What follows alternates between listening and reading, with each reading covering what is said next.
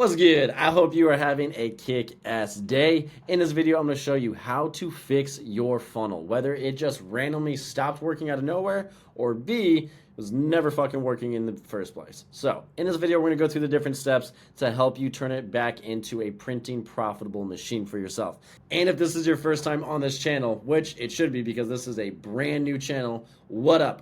On this channel, we show you how to play bigger because in the game of business, as you already know, whether you are doing 7 figures a year or 7 figures a month, you know that every stage and every step, you're playing the game of business at a different level. And the whole point here is to play bigger. So then that way we can build 7-figure machines to turn into 8-figure systems so that you can get freedom and live the life that you were born to live, right? So I'm super excited because in this video, we're going to show you how to fix your funnel. So fix your funnel. Now, hit that subscribe button, hit the like button, hit all that good shit, blah, blah, blah, blah, blah, you know, all the stuff that people are supposed to say for their YouTube channels. Now, let's just get into the actual goodies. So, number one thing that you're going to do, for the people that had their funnel working before, this is more for you. If your funnel has never been working, then you'll pay attention to step number 2. You can go over there right away. Number 1 is go back to what was working. Now, a lot of times people like to change a headline, swap out their VSL on there if it's a call funnel. They like to change the actual languaging, the messaging. They like to add a different image. Maybe they like to change the different ads. The campaign was working good before, and then they're like, hey, you know what? Let me rebuild this. And then they go that route. Or sometimes they start actually putting in data from like their pixel. Their pixel actually starts going into getting more data that it shouldn't get, right? AKA bad quality data. And that's going to cause different issues. So number 1, if your funnel was working before, go back to what was working before. And if you don't know what that is, then you most likely might got to go to step number 2. But if you didn't change anything and then it hit the bed, then continue. But if you know you changed something, go back and fix it. Because if you went from, say, a 3x to a 2x, and or whatever it is, like you dropped your conversion, then go back to what was working before so that way you at least are back to your baseline. Or it's okay to do tests. Just make sure you're actually doing a split test and not changing stuff, i.e., you have your test, whatever it is going on, but you still have your control running that's getting you consistent results moving forward, right? So number 2 is go into turn on things. So a lot of times people like to do this as well, I see it, but turn on profitable campaigns. It is hilarious how many times I see people do this where they will turn off a campaign because it was not generating them the cash that they wanted, i.e., it only was doing 2x or maybe 3x, right, ROAS. And they're like, oh, no, I should have a campaign that was doing 5 or 10x, or my boy's getting something that's getting 15x or 20x on his, and I want to have that, so I turn this off. Turn it back on. Don't be stupid, right? If you are putting in $1 in a machine and it gives you $3 back, hell, if it gives you $2 back, keep it on. Turn it on. Keep it profitable, right? If it's making you money, if it's generating results, keep it turned on. It's so stupid how many people turn things off that are getting them a result or that are making money. Even if it's not at the ROAS that you really want. Hey, if it's profitable, it's putting money in your pocket. And the other cool thing is a lot of times on those low-end funnels that don't have a high profitability in the first 30-day window, they typically bump up that ROAS in the next billing cycle and the billing cycle after that. That's how you really get to win the game of business and win marketing. You know, the person who can acquire a customer or pay the most to acquire a customer will win. They do that because of their back-end systems, because they know how much a customer is worth to them. So don't turn off profitable campaigns. So really quick, before we move on to the actual meat and bones of this video, number 1, go back to what was working. If you change shit, go back to what it was. And go back to your old metrics and your old numbers so that you can have that good baseline and then be at a good, mark to improve. And if you're trying something new and you had other campaigns that were on, turn on those profitable campaigns, right? Get back to where money was coming in and we're at a good spot. Now, for where majority of you most likely are going to be, the next thing that we're going to do is what we like to call a funnel MRI. So this is where we're going to really look into the actual numbers. If you ever had an MRI or know what an MRI is, it is a machine that you go into, you can't move, they really just basically have you there breathing, looking at it, and then they're getting all this data, all these different snapshots and x-rays, yada, yada, yada, but at like a crazy high level so that they can see what really is the issue. This way we can diagnose the problem, right? Basically like a doctor. It's the same shit with your marketing. We're diagnosing what is that issue, so then that way we can figure out what's that thing holding us back. So from this thing, also another quick little analogy, with the funnel MRI, you need to make sure you actually know what you're looking at. And I'm going to explain in a second what it is. But there's so many dumbasses I see that will try to look at this stuff. They don't know marketing. They don't know business. They don't know sales. So they have no idea what they're even looking at. And then they don't do a good analysis. They don't do a good review or audit, right? It's kind of like if I got an MRI and then I looked at my own thing, I would have zero clue of what I'm looking at. Give it to a doctor, though. Give it to the person that actually is a specialist. They're going to do a kick-ass job, right? It's just a little pre-frame on that side. So with this, you want to, right, again, look at your numbers. It is hilarious how many people either A, don't even know what their numbers are, or B, barely look at them. This is what's really going to give us the most amount of data and to figure out really where is that problem. So this is where we want to focus on the big metrics first, right? So big metrics first. And the reason why is because so many people get caught up on those little ones. Like the CPMs, the click-through rates, how long did someone watch my VSL video, where's the drop-off on this, what's my engagement rate, what is the actual each little individual question, where are people dropping off in there. First, we need to look at the big metrics. The big metrics will show us where we need to uncover smaller ones, right? So the favorite big ones are obviously ROAS and dollars. Well, actually, we'll just do a call funnel for this example, right? Because there's actually different ones. So we'll do a call funnel. Now, if you're on this channel, you should already know what a call funnel is. If it's not obvious, it's to generate booked calls.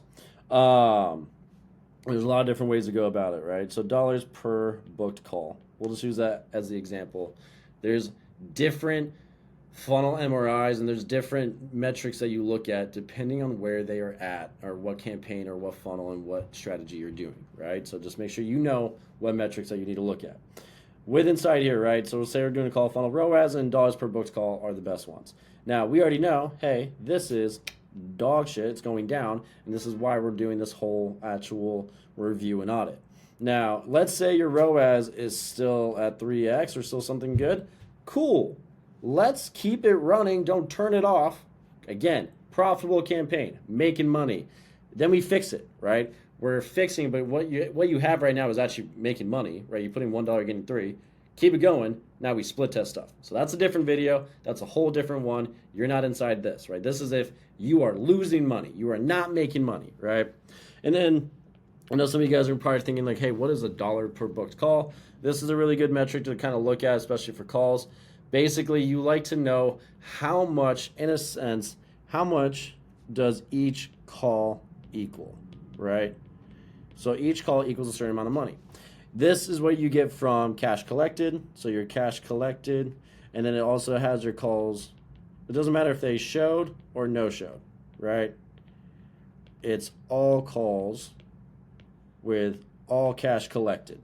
So if I had in a week, we'll just go over here really quick.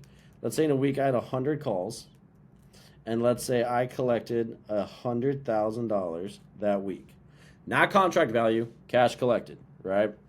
Then my dollar per booked call would be, anyone? 1,000, right? And the cool thing is, let's say it costs per booked call is 300. Cool. I know I'm making money. I'm printing it. And then I can have a baseline of like, hey, I can never have my dollar or my cost per booked call go at 500 or go at 350 or go X, Y, and Z, because then it starts to hit these numbers, right? And again, this is money in your pocket, back in there. because there's a lot of expenses that go within this that a lot of marketers don't pay attention to. They don't pay attention to how much you got to pay your setters, how much you got to pay in ad spend and all that stuff. They're like, oh, we spent, $1,000. Like, let's just say, well, we spent $10,000 today, and then we made $10,000 back in cash collected. And it's like, yeah, but then I also lost money because I had to pay the closer, pay this, right? So I digress. That's different. But so now with the big metrics, now let's go into like the actual other ones. So we'll just kind of go from the front end, right? So like, what is our CPM? What is our click-through rate? So these are some good ones that we can look at. What is our, what's it called? Application completion rate. What is our engagement rate? So people actually connecting with us.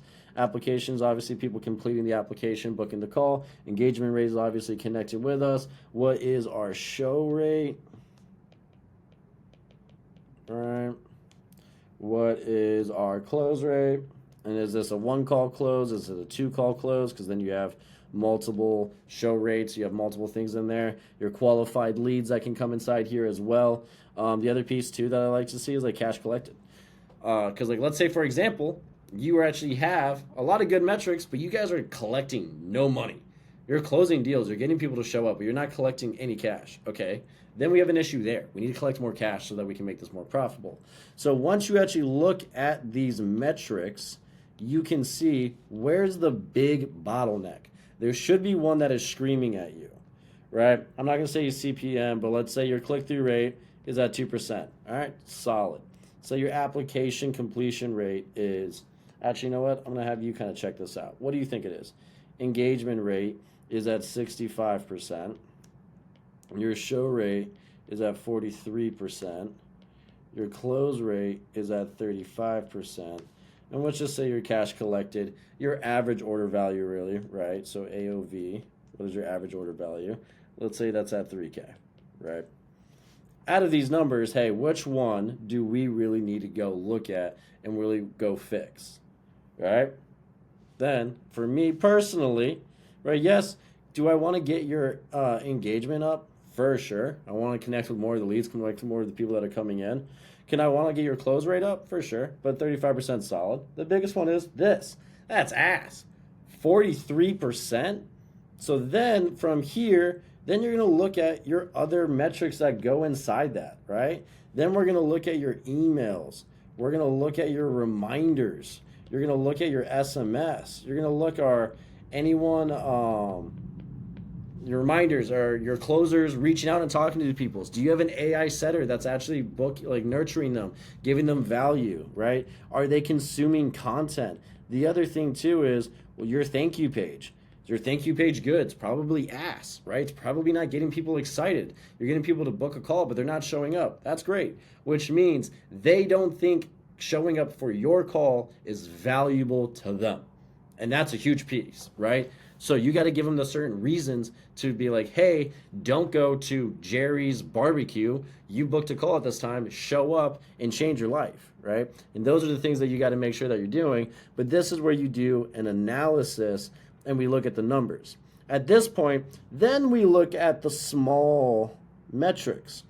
Once you look at like an actual issue, you identify the actual blocker that's going on inside your funnel, and then we go into the small metrics, right? Like let's say our application one was randomly dropped, and let's say we got this thing down to 40%, but it was at 70% before.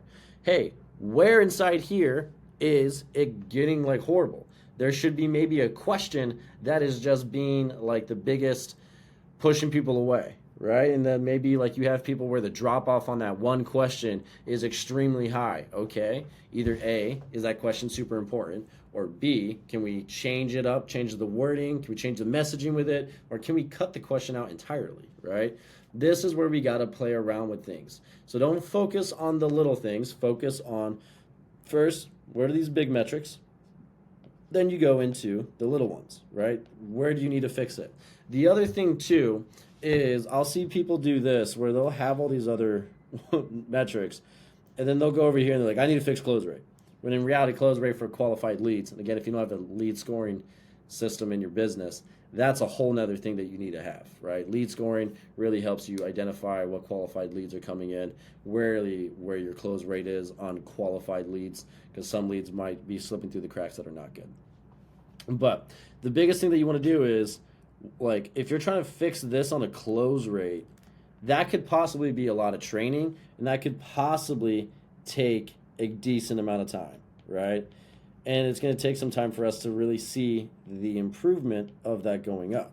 Whereas show rate, there's times, right, or certain metrics on there, there's times I can make a drastic difference from just a simple thing. So you really want to figure out what is the biggest needle mover, right? What is the biggest needle mover that has the least amount of time and the biggest leverage? Biggest needle mover, right?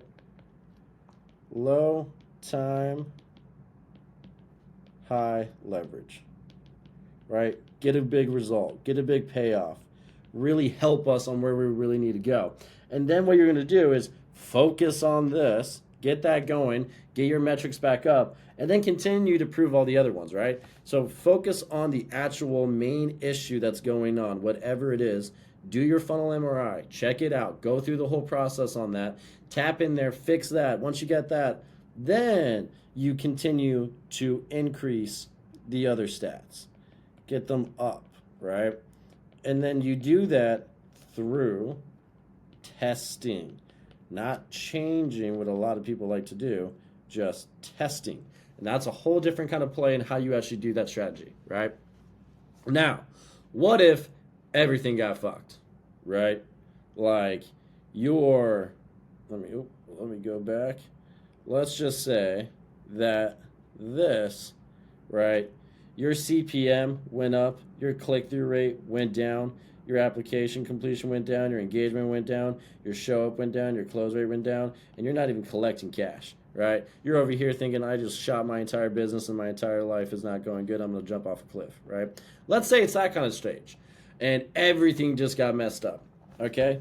With it, there could be multiple things, which I know you're not going to like, but at that point, this is where there can be a lot of different ones, but typically it's really one.